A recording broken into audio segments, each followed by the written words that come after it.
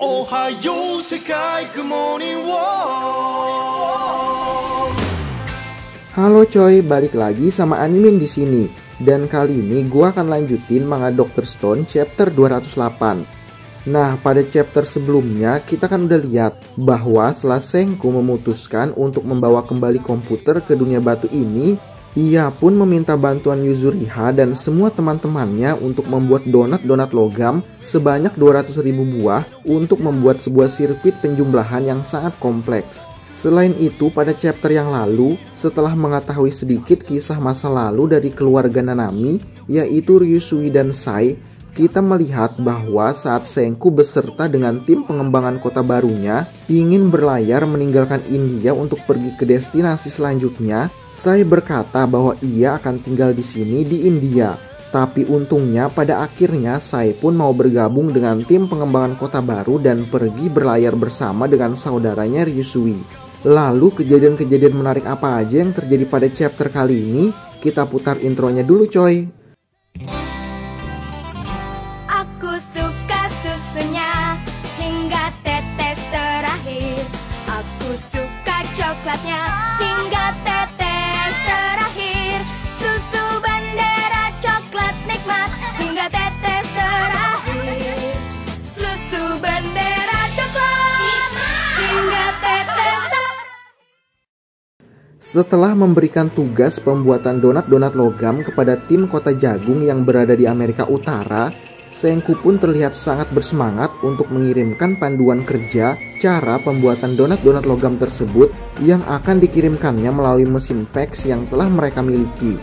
Selain itu, Sai juga terlihat sangat bersemangat bersama dengan Senku membuat skema sirkuit penjumlahan yang juga akan dikirimkan kepada tim kota jagung sebagai panduan untuk merakit dan menghubungkan sirkuit-sirkuit tersebut. Melihat semangat Senku dan Sai, Taiju pun terlihat juga bersemangat lalu berkata, "Aku tahu, pasti ini sudah waktunya untuk smartphone kan?" Mendengar perkataan Taiju tersebut, Senku pun menjawabnya dan berkata, "Sudah lama aku nggak dengar itu. Kau benar-benar menyukai smartphone ya? Tapi sayangnya saat ini masih belum bisa. Membeli kawat untuk komputernya akan banyak membutuhkan kesabaran dan kerja keras." Lalu setelah merasakan betapa susahnya membuat donat-donat logam kecil tersebut, Magma yang sangat tidak ahli dalam hal ketelitian dan kesabaran pun berkata, "Kenapa kita harus kerja bagaikan budak demi benda kecil mungil ini?" Mendengar komplainan Magma tersebut, Ukyo pun berusaha menjelaskan dan berkata, "Meluncur dari bumi ke bulan akan seperti mencoba lubang menantang maut dalam golf. Untuk memperoleh lintasan yang tepat, dunia batu butuh komputer yang sebenarnya." Dan di saat Ukyo sedang mencoba menjelaskannya kepada Magma, tiba-tiba Yo pun memotongnya dan berkata, "Tapi itu nggak bakal terjadi." Dan setelah Yo berkata seperti itu kepada Ukyo, tiba-tiba panduan kerja yang sebelumnya dibuat Senku pun dikirimkan ke tim kota jagung melalui mesin fax mereka dan berhasil diterima oleh tim kota jagung. Dan setelah menerima panduan kerja dari Senku tersebut, ternyata isi pesan yang dikirimkan oleh Senku bukanlah panduan kerja, tapi sebuah undangan untuk mengikuti sebuah olimpiade matematika pertama di dunia batu yang dinamakan Matlimpik, di mana aturan dari Matlimpik tersebut adalah setiap peserta diperbolehkan untuk menggunakan alat. Mencium bau-bau provokasi untuk membuat tim kota jagung mau bekerja lebih keras untuk bisa membuat kalkulator, Yo pun berkata, "Seakan-akan kita ini adalah sekumpulan bocah yang mudah dibodohi. Olimpiade memang bagus, tapi lupakan saja omong kosong ini." Tapi setelah berkata seperti itu, beberapa detik kemudian, Yo dan Magma pun malah terlihat bekerja lebih giat dan bersemangat dari sebelumnya setelah Minami membacakan isi pesan lanjutan dari pesan yang dikirimkan oleh Senku tersebut. Dan isinya adalah, pemenang dari olimpiade tersebut akan mendapatkan hadiah 100 juta drago. Selain memiliki pekerja-pekerja yang lebih giat dan bersemangat, setelah pesan olimpiade yang dikirimkan oleh Senku tersebut, tim kota jagung pun terus membangkitkan banyak orang dan menempatkan orang-orang baru tersebut untuk membantu pekerjaan Taiju memproduksi jagung dan juga untuk membantu membuat donat-donat logam yang diminta oleh Senku.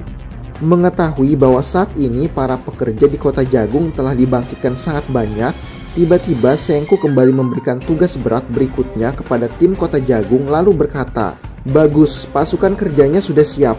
Saatnya untuk membuat memori." Mendengar kata baru yang diucapkan oleh Senku, Krum pun terlihat kebingungan tentang benda seperti apa memori itu. Melihat kebingungan Krum, saya pun mencoba untuk menjelaskannya kepada Krum dan berkata, memori adalah alat untuk menyimpan dan merekam data. Tanpa memori, mesin tak akan bisa mengingat angka yang membuat kita tak bisa melakukan kalkulasi kompleks.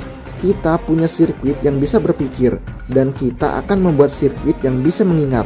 Gabungkan, lalu kita akan punya komputer berkinerja tinggi yang punya kemampuan matematika yang gila-gilaan. Mendengar penjelasan saya tersebut, orang-orang yang berasal dari abad ke-21 pun terlihat sangat bersemangat. Tapi berbeda dengan orang-orang yang bukan berasal dari abad ke-21. Mereka terlihat bingung bagaimana bisa mesin dapat mengingat angka. Melihat kebingungan mereka, saya pun kembali berkata, aku juga nggak terlalu yakin. Semikonduktor mungkin bisa membantu. Tapi tanpa itu, dan mungkin semikonduktor yang dimaksud saya di sini adalah sekumpulan IC, yang mana di abad ke-21 IC sangat mudah didapatkan dan digunakan sebagai memori untuk serangkaian alat-alat elektronika. Mendengar keraguan saya tersebut, Senku pun berkata, kita akan menyimpan data menggunakan magnet. Dan setelah berkata seperti itu, tak lama kemudian Senku pun mengirimkan instruksi pembuatan memori menggunakan magnet melalui mesin PAX mereka, di mana instruksi pembuatan memori tersebut terlihat sangat panjang dan kompleks. Namun untungnya berkat bantuan teknisi tim kerajaan Sains Seno yaitu Brody yang juga berada di Amerika Utara, mereka pun bisa dengan cepat memproduksi komponen-komponen yang diminta oleh Senku dengan bantuan alat produksi yang dibuat oleh Brody. Lalu prinsip kerja pembuatan memori menggunakan magnet tersebut adalah mereka hanya perlu mengambil besi oksida yang telah disiapkan oleh Brody yang telah dibentuk seperti sebuah donat dengan ukuran yang sangat kecil. Lalu alirkan besi oksida tersebut dengan arus listrik yang kemudian akan membuat besi tersebut berubah menjadi magnet. Lalu jika arus listriknya dialirkan dari arah yang berlawanan, maka mereka pun dapat mengubah kutub-kutub magnet tersebut. Dan setelah berhasil mendapatkan magnet, Ukyo pun berkata, karena angka yang tersimpan antara 1 dan 0, kita bisa melakukan itu dengan mengganti kutubnya, utara atau selatan. Jadi salah satu dari magnet kecil ini bisa menyimpan 1 atau 0 dalam memori. Mendengar penjelasan Ukyo tersebut, Magma pun berkata, terus kenapa? Bahkan orang paling bego pun bisa mengingat 1 atau 0. Buat apa kita membuat mesin yang berfungsi seperti itu? Mendengar keraguan Magma tersebut, Ukyo yang sambil menunjuk ke arah Yuzuriha yang sedang merakit banyak magnet ke dalam sebuah sirkuit pun berkata, itu baru kegunaan satu magnet saja. Tapi sihir yang sebenarnya terjadi saat menggabungkan banyak magnet. Harusnya tak ada hal baru lagi bagimu karena kau sudah melihat kerajaan sains beraksi. Dan setelah menyelesaikan perkataannya, tak lama kemudian Yuzuriha pun telah menyelesaikan rakitan sirkuit dari banyak magnet, lalu menjelaskan bagaimana cara kerjanya. Dan setelah menjelaskan cara kerjanya, tiba-tiba Krum pun berkata, aku mengerti, hanya titik yang dilewati arus listrik saja, artinya hanya magnet itu yang bisa merekam antara utara dan selatan. Mendengar perkataan Krum tersebut, Senku pun menjawab dan berkata, ding dong, 10 miliar poin. Sungguh primitif namun solid dan bisa diandalkan. Bahkan pesawat ulang-alik dan F-15 fighter pernah memakai metode ini. Jadi pasukan kecil penjahit berbakat harus bekerja siang dan malam untuk menenun jaring-jaring kecil ini. Dan setelah mengerti tugas baru mereka, Kinro pun mencoba mengkonfirmasi lagi misi mereka lalu berkata, jadi misi kita adalah menjahit cincin-cincin kecil ini dalam jumlah yang banyak. Mendengar perkataan Kinro tersebut, Max pun ikut bertanya, sebanyak apa yang harus kita buat? Mendengar perkataan Max, Carlos pun menjawab dan berkata, bukannya dia bilang 200.000 buah? Mendengar perkataan Carlos tersebut, Yuzuriha pun berkata, 200.000 buah itu adalah untuk donat yang dibungkus dengan kabel. Dan kalau untuk magnetnya, sambil membaca pesan yang dikirimkan oleh Senku, tiba-tiba Yuzuriha pun ikut terkaget karena ternyata jumlah magnet yang harus mereka kerjakan adalah sebanyak 30 juta buah. Tapi untungnya berkat bantuan mesin produksi buatan Brody yang mampu memproduksi dengan cepat dan bantuan dari pekerja-pekerja manual, mereka pun berhasil menyelesaikan misi mereka. Dan setelah berhasil merakit banyak sekali magnet sebagai memori, Ukyo pun kembali membaca pesan instruksi yang dikirimkan oleh Senku lalu berkata, sekarang cara untuk menunjukkan angka secara visual. Tampaknya kita akan memakai tabung nixie, tekuk kawatnya hingga membentuk seperti angka. Dan saat Ukyo sedang membaca instruksi pembuatan angka secara visual, Joel pun memotong dan melanjutkan perkataan Ukyo lalu berkata, "Isi tabung dengan gas agar arus listrik bisa membuat kawatnya menyala. Kerjaan halus seperti ini adalah bidangku. Dibanding membuat arloji, ini sudah seperti merebut permen dari seorang bayi." Dan setelah menyelesaikan perkataannya, Joel pun berhasil membuat angka yang berhasil divisualisasikan melalui tabung-tabung yang berisi lilitan kawat angka-angka di dalamnya yang berhasil dibuat oleh Joel. Selain itu, angka-angka tersebut juga menandakan bahwa mereka telah berada di tahap akhir dari misi mereka menggabungkan sirkuit yang dapat berpikir dan sirkuit yang dapat menyimpan data. Hari kelahiran komputer awal, kalkulator. Di tempat lain di India, tim pengembangan kota baru sendiri setelah berhasil mendapatkan banyak bahan bakar di India, mereka pun telah bersiap untuk kembali berlayar dan menuju ke destinasi selanjutnya. Dan dalam pelayaran mereka tersebut, Gen pun dengan sangat bersemangat berkata, "Ini sangat cocok untuk memulai Olimpiade Matematika Dunia Batu kita." Dan setelah menyelesaikan perkataannya, Gen pun segera memanggil para peserta perwakilan dari tim pengembangan kota baru, yaitu Senku, Sai, dan Krum. Dan di tempat lain melalui alat komunikasi mereka, Gen juga memperkenalkan seorang peserta lainnya yang juga akan mengikuti Olimpiade Matematika pertama mereka tersebut. Dan ternyata seorang peserta lainnya merupakan perwakilan dari tim Kota Jagung, yaitu Magma. Dan setelah mendengar bahwa yang mewakili tim Kota Jagung adalah Magma, orang yang paling bodoh dalam matematika, banyak orang yang sangat terkejut mendengar Magma menjadi orang yang akan mewakili tim Kota Jagung dalam Olimpiade yang diikuti oleh Senku dan Sai. Tapi di saat semua orang mengeluh tentang mengapa Magma yang menjadi perwakilan tim Kota Jagung, di tempat lain, Seno yang juga mendengarkan siaran langsung Olimpiade Matematika tersebut pun berkata, "Paling bodoh dalam matematika, itulah alasannya mengapa Magma ikut." Dan tak lama kemudian, Gen pun memberikan pertanyaan matematika perkalian dan pembagian sekaligus kepada para peserta yang sangat menyulitkan. Bahkan untuk Sai dan Senku sekalipun jika harus dihitung secara manual.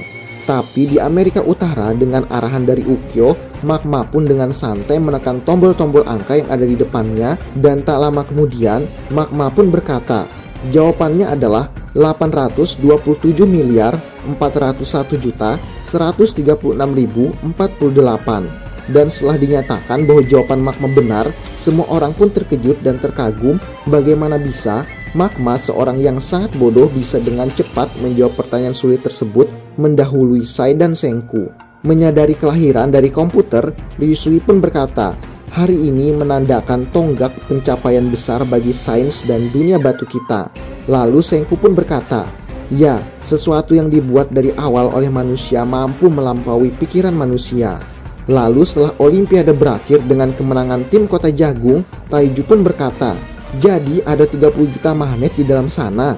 Mendengar pertanyaan Taiju tersebut, Minami pun menjawab, "Kami nggak kerja secepat itu. Cuma beberapa ribu saja," tambah Yuzuriha. Mendengar penjelasan dari Minami dan Yuzuriha tersebut, Taiju pun berkata dengan sangat terkagum, "Gila, kalau beberapa ribu saja bisa sampai seperti itu, coba bayangkan produk jadinya. Kita membicarakan level smartphone." Memotong perkataan Taiju, Niki pun berkata, "Masih ada kerja berat di depan kita. Uang hadiah dari kontes akan menjadi upah kita untuk pekerjaan ini," tambah Ukyo.